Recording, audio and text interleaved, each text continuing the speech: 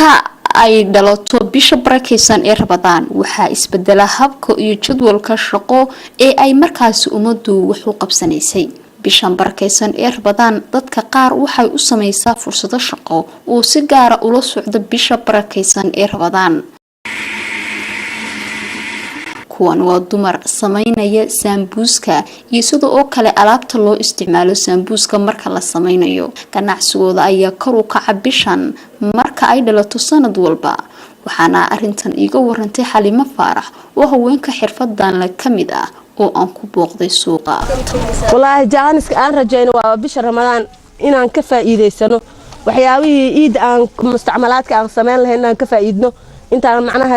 waa iska Ramadaanta waa qarsh badan waa aragtay wax allaali wixii soo gala mustakaf wax allaali waxaan u baahan Ramadaanta xaqiis inaan iska aan ka caawsano nafteena iyo familiyadeena inaan ka caawino iyo qoyskii aan ka caawino wixii dheeri ahna aan sida ciido kale inta aan ku mushaxno hadii Ilaahay yiraahdo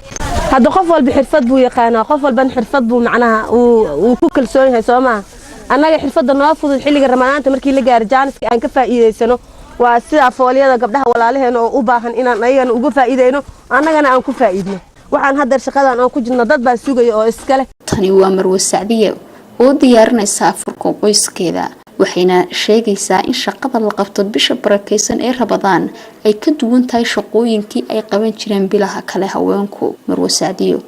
arintan iyo hawshan way ku faraxsan tahay acmaasha yani waxyaabaha dumarku qabtaan hawlahooda isbedela mas'uuliyadka saaran baa isbedela waxa kale oo isbedela qaabka shaqo ee hawl guriyeed sidoo kale dumarku marka bilaha caadiga ah oo lagu jiro saddex xilliyo caadi ah la sameystaa يعني وكل فوقت هاي عمده قراءة قدرتين بدن بعود حيسة لكن بيش بركيسن قالين كدم بدن على شقية هو شو انت هرا كبدن ما يقدر يفن عرور شوكته هو إذا مستويات كلا سعرا عرورتي عنا جارة كربة تذكي صومنا يدي يصومن الحمد لله هرتا ووحي هي كاني لكن دمر بدنا أركية كاني جاهن aad baan ugu faraxsanahay maadaama aynu soo aragnay haween kala duwan oo sameynayay noocyada kala duwan ee cunnada oo loo diyaarinayay xilliga afurka Umar Cabdicasiis oo jaamacadda ku diyaariyay kulliyadda nafaqeynta iyo barashada cilmiga cunnada ayaa waxa uu sharaxaad ka bixinaya cunooyinka loo baahan yahay in loo qaato afur ahaan ee markaas u fiican caafimaadka waxyaaba ugu wanaagsan horta waxa way afurka lagu afuro waxa way timir iyo biyo in lagu bilaabo sida sunnaha nabiga ah biyaha cad iyo timirta oo kale mataqaanaa waxay soo celinaysaa jirka nafaqada ka maqnay buu soo celinaysaa sonkorta wax kale loo baahan yahay in qofku boroshka oo kale haduu heli karo misalan oo boroshka cunooyin wadankeena aad ugu muhiim ah boroshka oo kale nafaqada jirka maqnay buu soo celinaysaa waxay ilaalinaysaa mataqaanaa waa cunnada calool ku shidmaysa oo mataqaanaa metabolismka oo mataqaanaa dheebshiidka cunnada mataqaanaa way ka qayb qaadanaysaa wax iisiya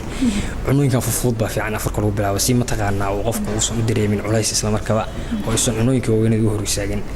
dhanka kale Umar Cabdicasiis waxa uu ku baaqayaa in la joojiyo qaadashada cunooyinka qaar oo uu sheegay in aysan u fiicnayn in la qaato xilliga afurka iyo suxuurta isla markaana aan caafimaadku wanaagsanayn cunooyinkan la shiilo oo shilmaanka dumarka shiilaan burka iyo sambuuska iyo waxan oo sayid badan tahay